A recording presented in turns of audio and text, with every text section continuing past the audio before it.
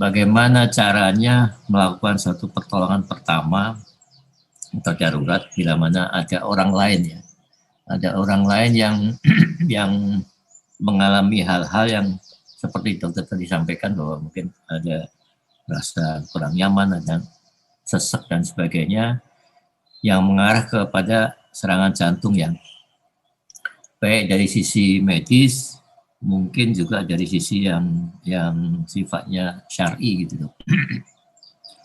Kemudian sebaliknya dari itu, kalau misalnya hal itu terjadi pada diri kita sendiri dok. Dokter. Jadi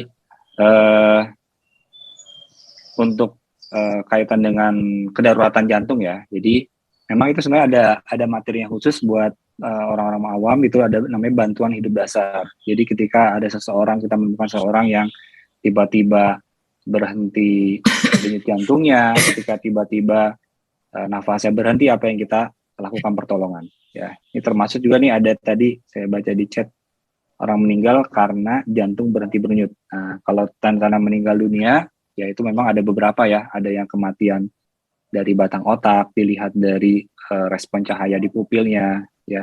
Karena beberapa kasus tidak semua orang meninggal dunia itu karena sakit jantung awalnya, ya.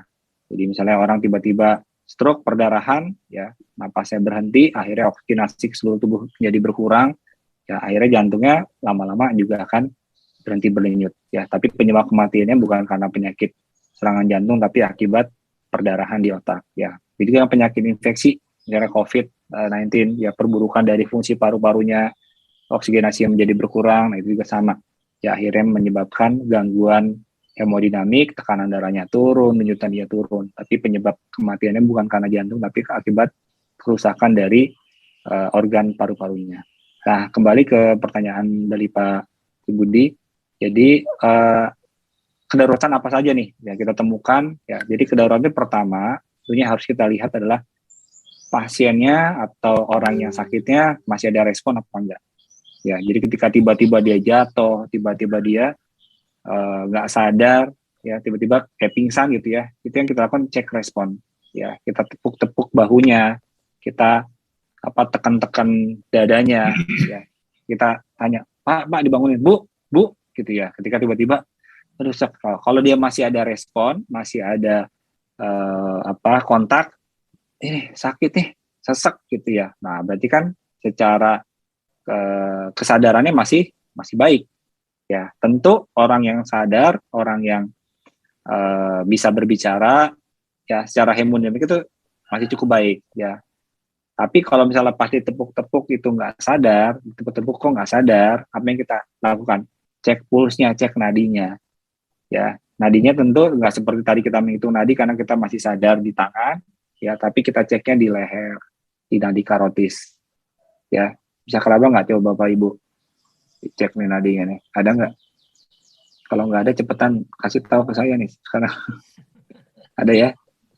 Ya itu nadinya. Jadi cek nadi karotis. Kalau nadi karotisnya masih ada, ya baru kita cek pernafasannya. Napasnya masih adekuat apa enggak nih? Ya ada teknik untuk membebaskan jalan nafas, ya.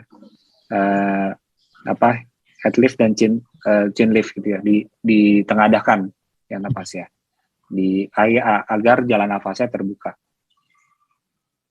ya. Jadi dahinya ditengadahkan, ya, terus dagunya ditekan ke atas sehingga jalan nafasnya lebih terbuka, ya. Baru kita sambil menyiapkan untuk meminta bantuan, ya, ambulan atau kendaraan sehingga untuk dibawa ke emergensi. Tapi kalau seandainya pas nadinya diraba, nadinya tidak diraba selama berapa lama? 10 detik. Ya, 10 detik diraba. Ada nggak di nadinya? Nggak ada nih. Ya, kita langsung lakukan pijat jantung, pertolongan dengan resusitasi jantung. Ya, itu memang nanti ada teknik dan memang harus ada prakteknya. Ya, memang kalau di beberapa komunitas ya sudah sering kita lakukan, ya, untuk belajar lakukan resusitasi jantung dan paru, gitu ya. Tapi kalau seandainya sifatnya masih ada kontak, keluhannya apa? Dadanya sakit nih, sesek, gitu ya.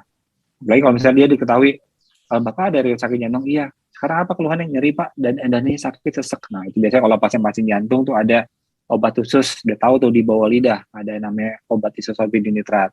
Yes, Ya, ya. saya ada obat ya ISDN, ada obat ISDN nih, ya itu bisa diberikan untuk pertolongan pertama.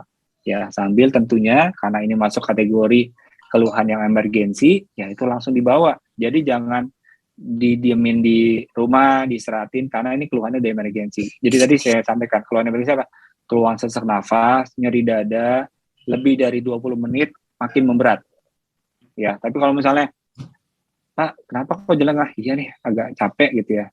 Istirahatin, hilang gitu ya. Terus, apakah itu perlu langsung ke rumah sakit? Nggak perlu. Ya, itu bisa besoknya konsultasi ke dokter lewat poliklinik. Ya, karena sifatnya stabil. Tapi kalau yang sifatnya stabil, pertolongan pertama tadi ya dengan resiko jantung paru apabila denyut jantungnya berhenti atau sirkulasi nafasnya atau fungsi nafasnya berhenti, nah itu langsung dilakukan restorasi jantung dan paru, pijat jantung dan dengan meniupkan oksigen baik dari mulut ke mulut maupun dengan alat. Ya. Tapi kalau yang sifatnya masih sadar, kalau sifatnya kronis, nah sekarang Bapak Ibu kan ada punya cek alat saturasi ya, itu bisa juga tuh. Ya, kenapa keluhannya sesek napasnya, dicek aja saturasinya. Kalau saturasinya masih di atas 95%, itu tidak perlu diberikan oksigen. Ya, tapi kalau sudah di bawah 90 atau di bawah 95% itu diberikan oksigen kalau memang ada nih tetangga nih di RT sebelah punya oksigen. Terus sambil nunggu evakuasi ke rumah sakit boleh diberikan oksigen terlebih dahulu. Ya, jadi nggak perlu dipijat-pijat tangannya kalau yang kami pelajari ya, atau ditepuk-tepuk sikunya gitu ya, khawatir malah memperlama proses evakuasi gitu ya, seperti itu. Nah, terus bagaimana kalau yang terjadi pada diri sendiri? Nah, itu kembali lagi, ini masuk kategorinya yang stabil atau tidak stabil. Kalau seandainya yang tidak stabil, tadi keluhannya makin memberat, ya sampai setengah jam, 1 jam, kok udah istirahat, kok masih debar-debar ya, ya dihitung denyut nadinya sampai 150 kali, sampai 160 kali. Ya, itu jangan tunggu-tunggu, ya, karena perlu teknik-teknik khusus yang ditangani oleh medis, ya. Contoh misalnya pada pasien-pasien dengan gangguan irama jantung yang terlalu cepat, itu kita ada nama vagal manuver. Vagal manuver itu, tapi harus jelas kita rekam jantungnya dulu, Bapak Ibu sekalian, ya, dipijat-pijat di lehernya di sini, turut vagal manuver, ya. Atau juga bisa pasiennya disuruh batuk-batuk atau mengedan, ya. Tetapi memang harus ada data gambaran dari rekam jantungnya. Jadi nggak semua pasien yang takikardi, pasien yang denyut cepat itu dilakukan vagal manuver atau disuruh batuk-batuk atau mengedan. Ya, jadi kita perlu data tersebut. Atau kalau yang tiba-tiba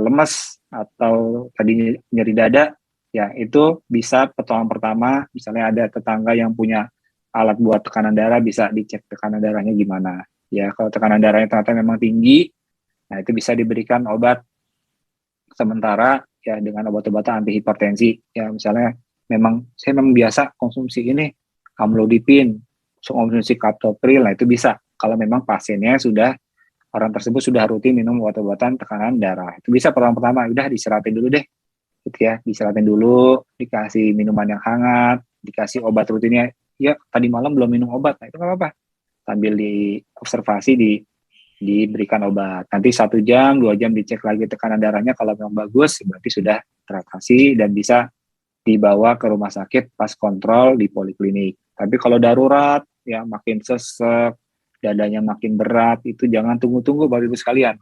Ya, jangan tunggu-tunggu, langsung dibawa ke IGD atau ke rumah sakit.